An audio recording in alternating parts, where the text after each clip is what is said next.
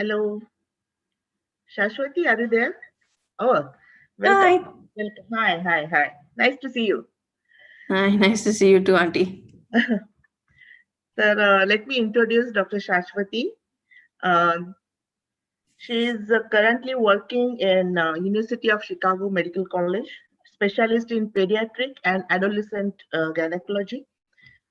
हे तिचं current profession सांगते मी पण शाश्वती अर्थातच ब्लूमिंग्टन हायस्कूलची स्टुडंट आहे नंतर पण ऑफकोर्स 2006 नंतर तिने ब्लूमिंग्टन सोडलं आणि ती आता सुपर स्पेशालिस्ट होऊन परत आलेली आहे आणि व्हेरी हॅपी फॉर हर आणि ग्लॅड की तिने काल शेअर केलं की तिने वॅक्सिनेशन घेतलं तर आणि मी लगेचच तिला जेव्हा म्हटलं की तू शेअर करशील का एक्सपिरियन्स आणि आम्हाला सांगशील का कारण युजली सगळ्यांना थोडी मनात धाकधूक आहे तर Shashwati over to you and share Okay. Your experience या So like Gauri Auntie said, I am at the University of Chicago, and I preface this by saying I'm not an infectious disease doctor, I'm a gynecologist. Yes So all of this information that I have is either information that my university was giving to its employees, from the FDA, the CDC, the Pfizer website, as well as the Illinois Department of Health. All of this information is freely available. So if you have further questions, you can look up that information as well. And then, of course, if you have any personal questions, please speak to your personal physician as well, because they know your personal health history. So I got the vaccine on Friday as a health worker with direct patient contact. I didn't really have any side effects. I had a little bit of soreness in the arm where they injected, but other than that, no issues. And even that went away. I did a full day's work afterwards, so no issues for me. And it didn't take very long. It was just like getting a routine flu shot. So nothing that was out of the ordinary for me. And then at this point, whoever, after receiving the shot, you are observed for a small amount of time to see if you have any immediate effects. But I went off straight to work. So I was surrounded by my nurses, so I didn't really have to do that as well. And I know a lot of people are sort of worried that, what are sort of the side effects? And there might be some stories that you're reading in the news about people having some serious side effects from it. This is sort of expected and sort of in a rollout of any sort of vaccination, that there will be people who do have an unexpected reaction. As it sort of goes out into the general public. This happens with the flu vaccine, it happens with medications. There are sort of unseen people who may have a more serious adverse reaction, but I would still say that this vaccine is efficacious and it's safe for us to take. So I would encourage everyone to, when it does become available to the general public, to take the vaccination. Currently, if you have been sort of following the news, you understand that this is an emergency approval by the FDA. And what that basically means is that the clinical trial, which was being conducted to study the vaccine, was shown to be highly efficacious. So after one shot, it's 50% effective, and after the second shot, it's 95% effective in preventing cases of COVID. So the FDA approved the emergency authorization to use it because it is a public health emergency. The clinical trial that was conducted was a very large trial, multi-country, multi-site, and it again showed that the vaccine is efficacious.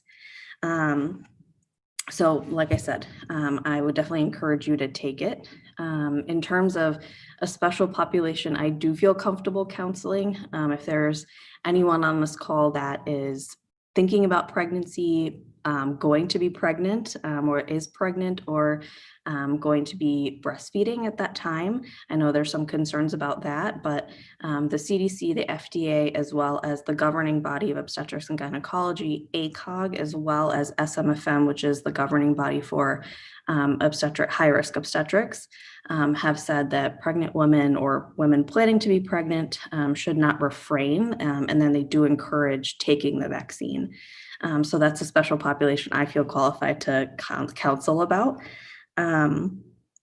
So as far as when this may be available to the general public, that is, of course, the bigger question. I think the plans are in the future, and the hope is that by the summertime, it should be available to the general public. Of course, there's not like a national rollout, it's state by state. So, your state's health department and state government will sort of decide what the phases are and who's included in the different phases. Some of them may include essential workers that are not healthcare workers, but other essential workers might be sort of in the next phase, as well as those patients who may be having immunocompromised, and then sort of then sort of out to the general public.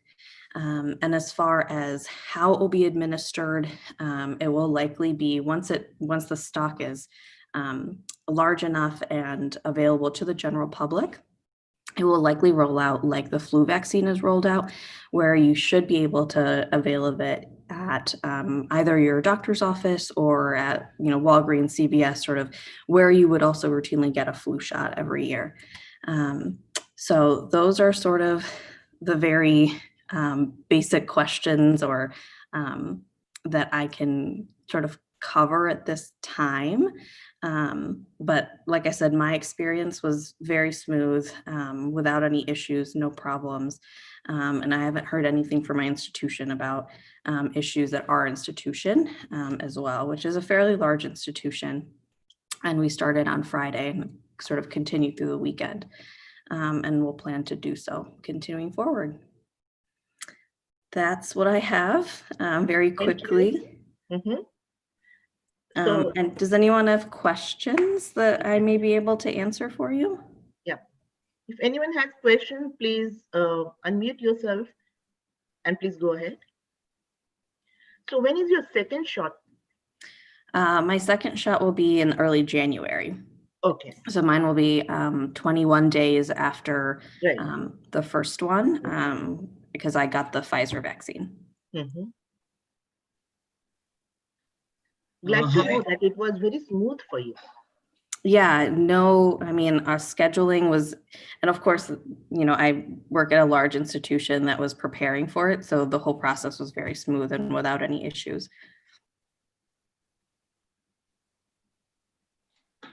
Anybody? Hi, my name is Manish. I have a question. Sure.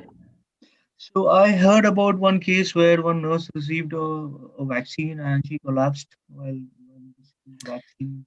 I mean, unfortunately, as you're administering vaccinations or really any kind of medication, there's always the chance that someone has an adverse reaction. There are, people can have anaphylactic reactions to the flu shot. People can have anaphylactic reactions to starting a new medication. If this was sort of a widespread issue affecting, a larger percentage of the population, then of course, this would have been noted within the clinical trial, and it wasn't. So I wouldn't be worried about individual cases. You're going to continue to hear about that, but I don't think that would be a cause for alarm if you hear about small amounts of individual cases. That would actually be something kind of expected with the rollout of any kind of medication, injection, vaccine.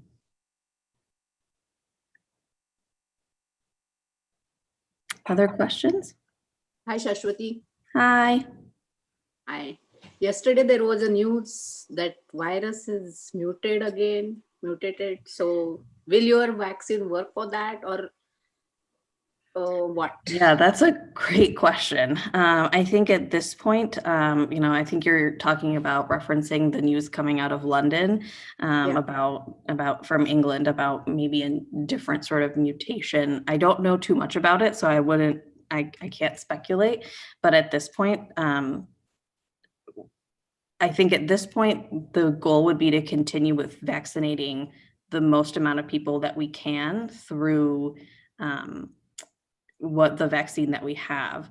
And then it really remains to be seen what happens when studying, the new sort of outbreak or a new strain that may have arisen somewhere. So what is general thing? It works for other mutation, or it doesn't work? So the vaccine, the mRNA, it will be effective for COVID-19. It will not be effective for other, types of SARS viruses. So it will be effective for the SARS-CoV-19 virus is the goal. Okay.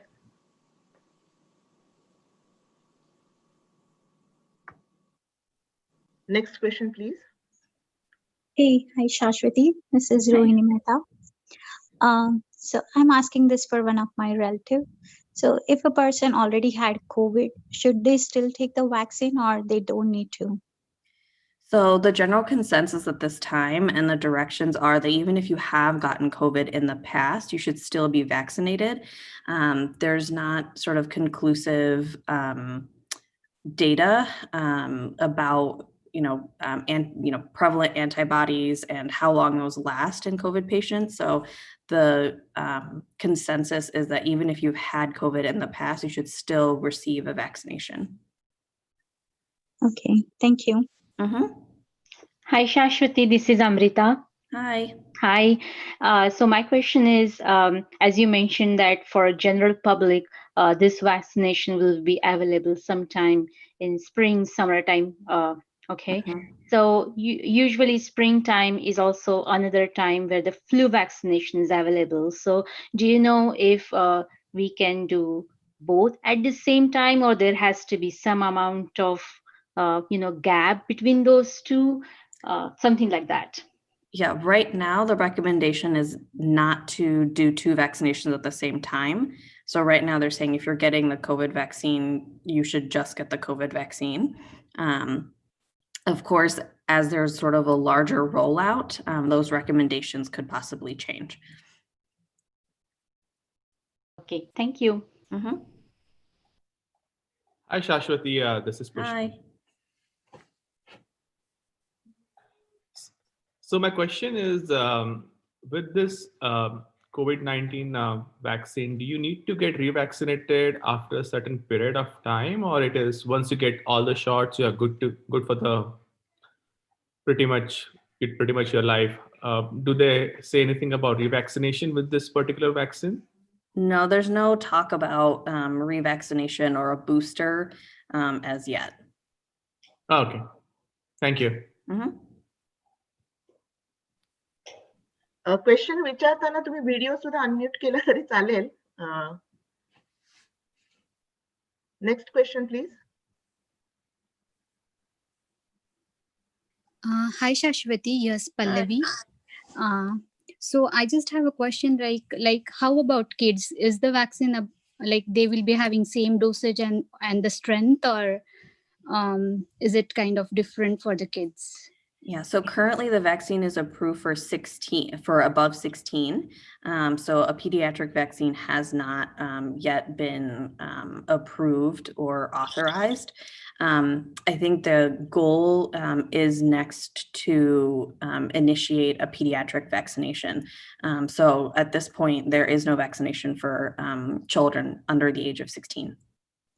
Okay, thank you so much.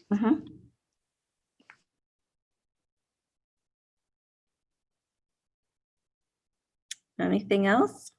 Next, probably Mukta is going to ask something. She had unmuted her video. I think they asked all the questions they had earlier.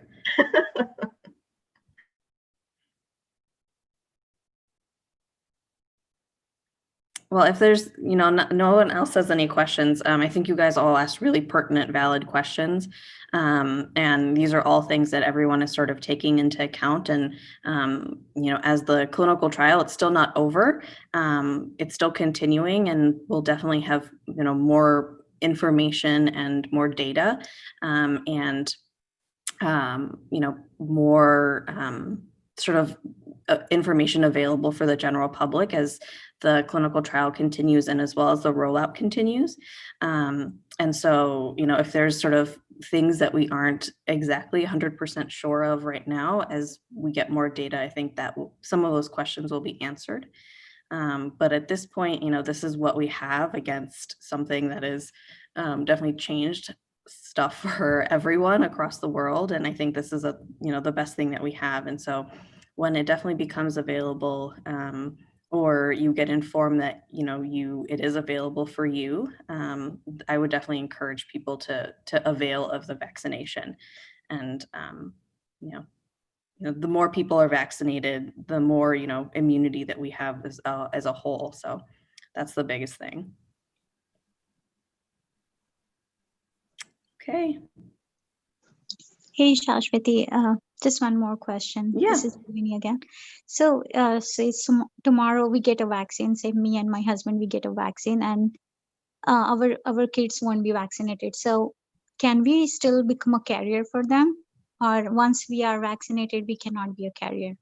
You can still be a carrier. So, for example, even in, after I get my second vaccination, I'm still going to be masking and taking precautions.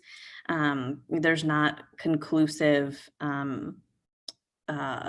information about exactly, what the transmission and all of that will be with people who've been vaccinated.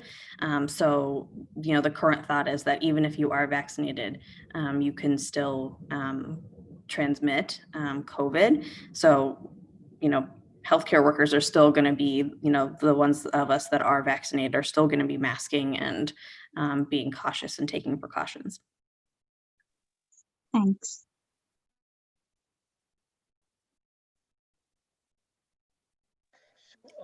Hi, this is Manish again. So you mentioned that the clinical trials are still in progress. Like there are still more clinical trials. So what kind of, is there any information like what is the thing that they are still studying? Is it like the long-term effects of the vaccine? Exactly. Okay. So anytime you sort of do a trial, you have to continue and for years past the initial primary objective to see if there are sort of any long-term effects. But because the trial was so, the trial at this point was so successful, that's why they approved the emergency authorization, and they actually removed the control arm because they couldn't ethically continue to not give people vaccinations because it was so highly effective.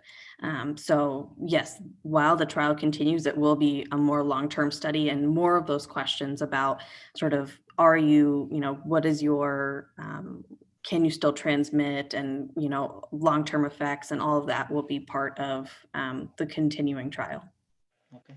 Is there any, I mean, is there information related to the ingredients that would be known to the public, or like The what? the ingredients of the vaccine, like Yeah, you can, those are listed on the Pfizer website, as well as I think the FDA the ingredients are freely available. You can look them up. Okay.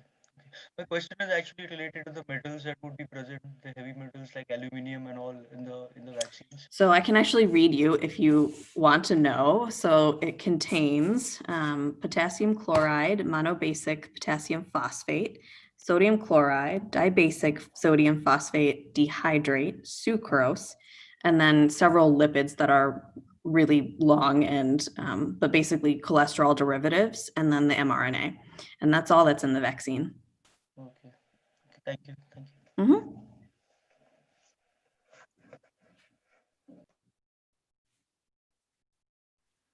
Anyone?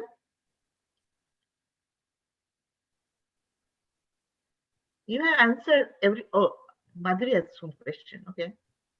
Still, I am in a mutation, Shashwati. How do you know that virus is mutated? You basically have to look at its DNA or RNA and then the viral proteins. In the So lab, if the huh? in the lab? Yeah. Oh, And probably the symptoms would lead to that kind of not investigation, I should call, but the testing. Yeah. So, hi Shashwati, this is Amrita again. So I think my question is, did you follow anything differently in your diet before getting the vaccinate or after vaccination or anything like that? Or it was just No. like any other vaccine? No, I went in, I got my shot, and I went back to work. Okay. It was no different than getting a flu shot or another kind of injection. There's nothing you need to do. There's no special thing that you need to do. I would suggest wearing short sleeves. I made that mistake, but that's probably the only thing. Okay, I think the whole thing going in mind is that we all understand that we all have to be vaccinated, but at the same time you have this second thought going in mind, like, oh my gosh, am I really doing it right, wrong, something. Yeah, I mean, what can be the adverse effect, and it depends on body to body. So exactly. yeah, If there's nothing that you can do to sort of predict if you are going to have sort of a anaphylactic reaction or a serious adverse reaction. I mean, of course, if you get your first shot and you have an adverse reaction, that you shouldn't get your second shot. Or if you look at the ingredient list and in there is something that you know that you have an adverse reaction to, those are sort of the two contraindications at this time. Otherwise, there aren't any direct contraindications to being vaccinated. okay, because as somebody else mentioned that adults will get, and when you have a mixed household where you have kids and adults, and where kids are not getting vaccinated and adults are, and and I think that's where that confusion is going to come in I think play. the hope will be is that the pediatric vaccine will sort of roll out along at the same time as when it becomes available to the general public. Okay. Because that would be a really large population to Yeah. not vaccinate. Uh-huh. And they're some of our vulnerable populations. So I don't think it's going to be it's not going to be like a year from now that the pediatric vaccine comes out. Right. Thanks. Mm-hmm. Hi, this is Manish here again. I'm sorry, I'm asking too many questions, but so I think you already mentioned about the results of the vaccine already been known, some of the adverse reaction. Is there any information about the people who are having diseases like diabetes or blood pressure? Like they might be, these are common illnesses that we have among many of the people. Like, is there any information about that? Yeah, there's no contraindication that if you have comorbid conditions that you shouldn't receive the vaccination. So if you have common comorbid conditions like diabetes, hypertension, hyperlipidemia, cardiac conditions, there's no current guidelines that say that you can't receive the vaccination. Okay, thank you. Mm-hmm.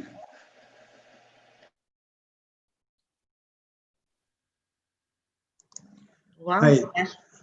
There is one more question. As some I see in the literature. So it was mentioned. I'm sure some people may have that question. That once you get the vaccine, does it mean that you can give other people COVID?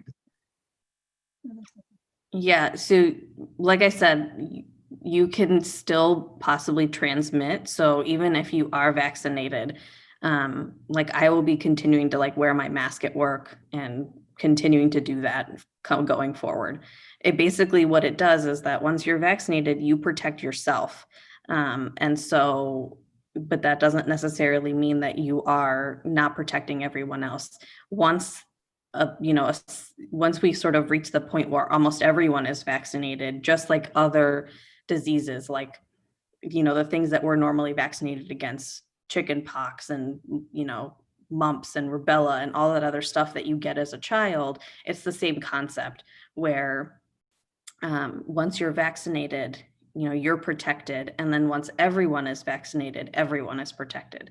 So when a small group, has gotten the vaccine, that doesn't mean that everyone, that you're completely, that it means that you're safe, but it doesn't mean that everyone is safe yet.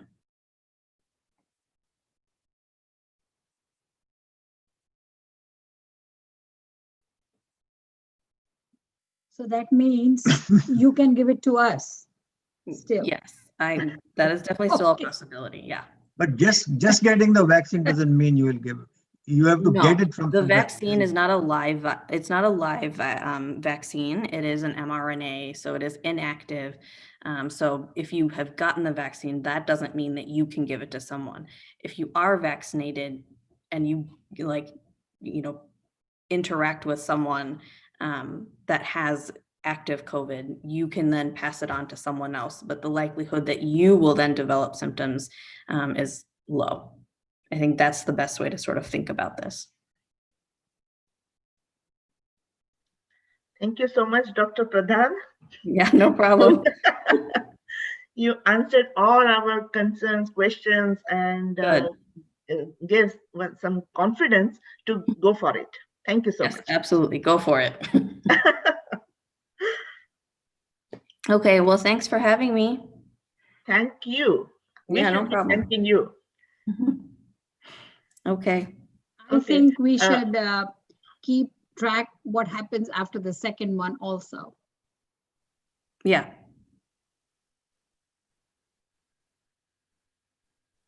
Okay. Well, it's nice to see some of you. Yeah. Take care. Bye. Have a good night. Bye bye. Thank you. Thank you so much.